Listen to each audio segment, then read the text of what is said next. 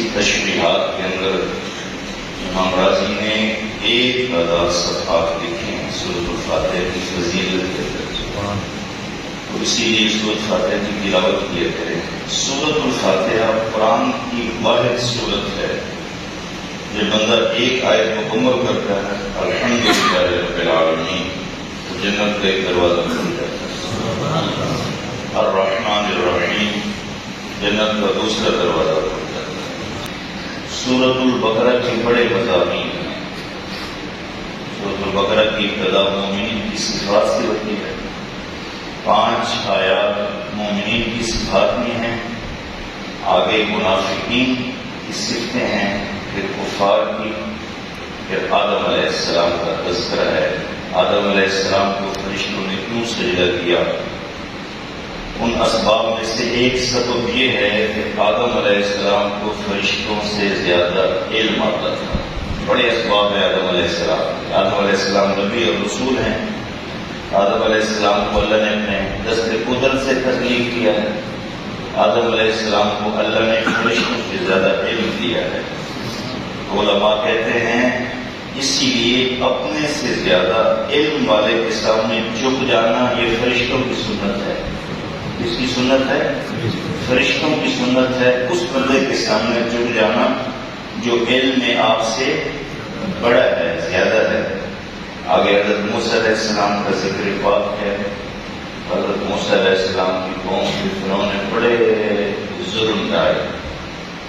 یوں ہوتا تھا کہ بنی اسرائیلی کام کرتے تھے اور فرعون کا خاندان عیش کرتا تھا۔ اس کو قبطی کہا جاتا ہے، قبطی فرعون کا خاندان تھا۔ فرعون ایک ٹائٹل ہے، مصر کا جو بھی بادشاہ بیٹھا تھا اس کا ٹائٹل فرعون ہوا کرتا تھا۔ فرعون کے خاندان والے کام نہیں کرتے تھے، بنی اسرائیلی کام کرتے تھے۔ اتنا کام کرتے تھے کہ کمر اور گردن پتھر اٹھا اٹھا کے زخمی ہو جایا کرتی تھی۔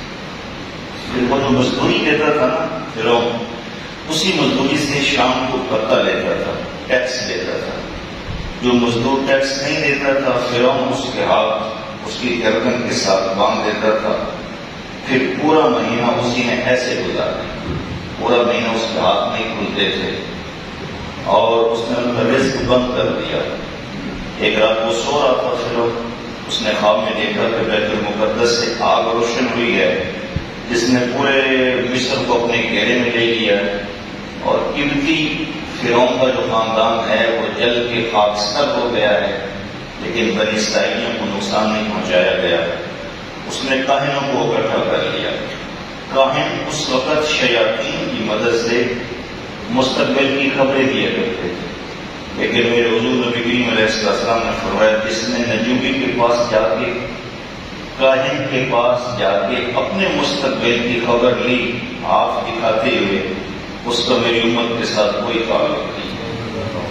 تدبیر لینا، فال لینا، فال استخارہ کرنا یہ سنت ہے۔ کوئی کام مشکل ہو تو استخارہ کرے، کسی کے پاس جا کے ہاتھ مت دکھائیں، یہ امت محمدیہ کے اندر جائز نہیں ہے۔ کاہنوں نے کہا ایک بچہ پیدا ہوگا جس کی وجہ سے تیری سلطنت زوال پذیر ہوگی۔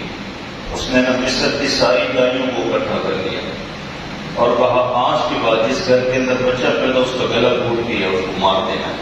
دائیاں منتخب ہو گئی، لوگ منتخب ہو گئے، تو مشیت الہی ایسی ہوئی کہ بچے مرنے شروع ہو گئے، حمل اس نے گرانا شروع کر دی۔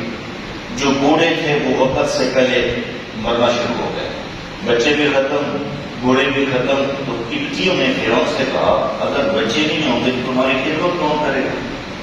اس نے کہا کہ 1 سال بچوں کو مارا جائے، 1 سال چھوڑا جائے۔ جس سال چھوڑا گیا اس سال ہارون علیہ السلام پیدا ہوئے، جس سال قتل کیا گیا اس سال موسیٰ علیہ السلام پیدا ہوئے۔ اللہ کی مشیت کے سامنے کون سینہ سے پر ہو سکتا؟ موسیٰ علیہ السلام کی پیدائش کا بڑا خوبصورت واقعہ ہے 20ویں پارے کے اندر، انشاءاللہ سنائیں گے۔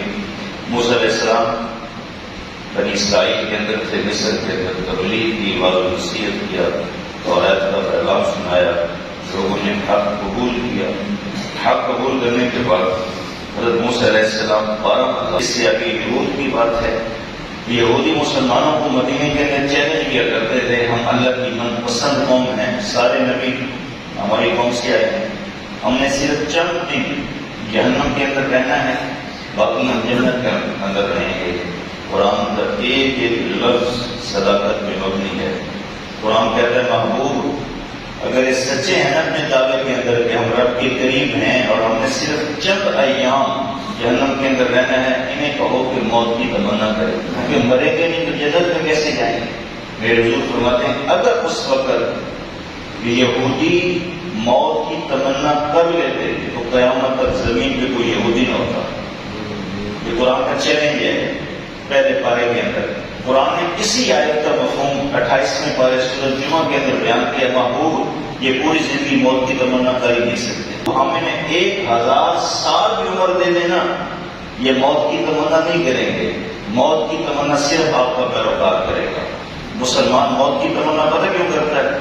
جلدی شہید ہو جائیں گے تو گناہ کم ہوں گے، اور شہادت کے بعد اللہ کا دیدار ہوگا، اس کے بعد جنت کے اندر اعلیٰ اللہ لوازمات عطا فرمائے گا۔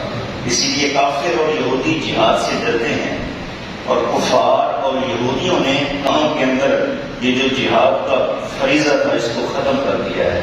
اسی لیے کشمیر جل رہا ہے، اسی لیے فلسطین جل رہا ہے، اسی لیے بوسنیا، یمن، چیچنیا، شام، عراق جل رہا ہے، کیونکہ ہمارے بڑے جو ہیں وہ مرنا چاہتے ہی، کیونکہ یہودی نہیں مرنا چاہتے تو یہودیوں کی محفل کے اندر جو بیٹھتے ہیں وہ بھی نہیں مرنا چاہتے۔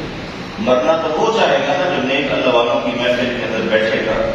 اسی لیے یہودوں کا ذکر ہے، یہودوں کے بعد اللہ تعالیٰ نے حضرت ابراہیم، حضرت اسماعیل علیہ السلام کا ذکر فرمایا۔ بڑی خوبصورت بات ہے، علماء کہتے ہیں جس بندے نے دین کا کام جاری کیا اور دین کا کام جاری کرنے کی وجہ سے اس کام سے لوگوں کو نفع پہنچا، اللہ اس بندے کی نسل میں سے دین کی خاطر ضرور پیدا کرے گا، یہ اللہ کا وعدہ ہے، اور یہ قرآن کی نص سے ثابت ہے۔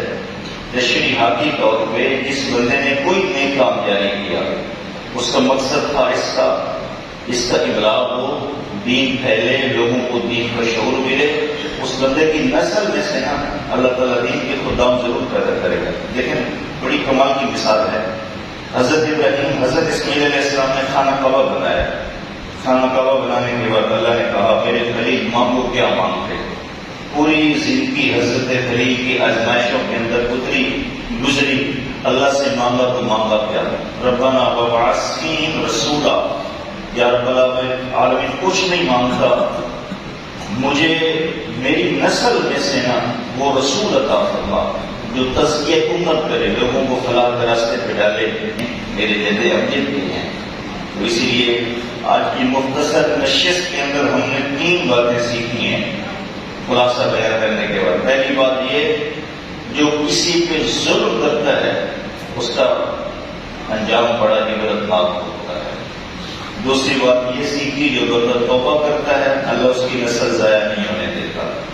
تیسری بات یہ سیکھی کہ بندے کو کبھی بھی اپنے نسب پہ، اپنے حسب پہ فخر یہودیوں کی طرح نہیں کرنا چاہیے، بندے کو ہر وقت ڈرتے رہنا چاہیے اور اللہ کے توکل پہ، تقوی پہ بھروسہ رکھنا چاہیے۔